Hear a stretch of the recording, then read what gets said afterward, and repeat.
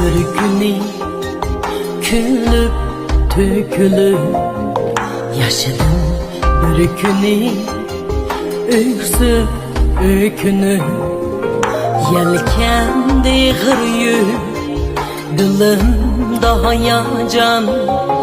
ey hayat senindin kütkenlerim köp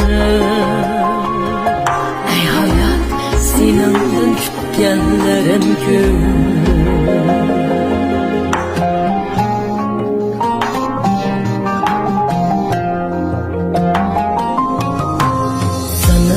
gelgende karların yağsa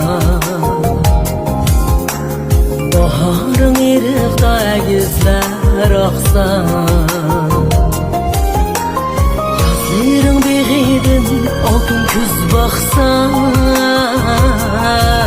ey hayat senindin kütkenlerim köp ey hayat senindin kütkenlerim köp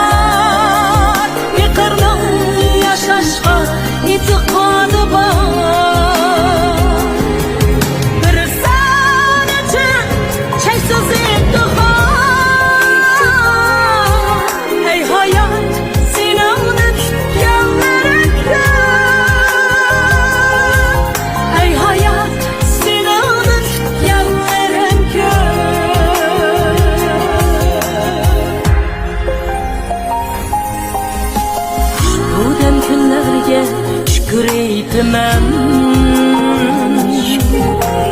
yol versen köklerge hamon yetimem tuğuldum hameni ölüp ketmem ey hayat senindin kütkenlerim köp ey hayat senindin kütkenlerim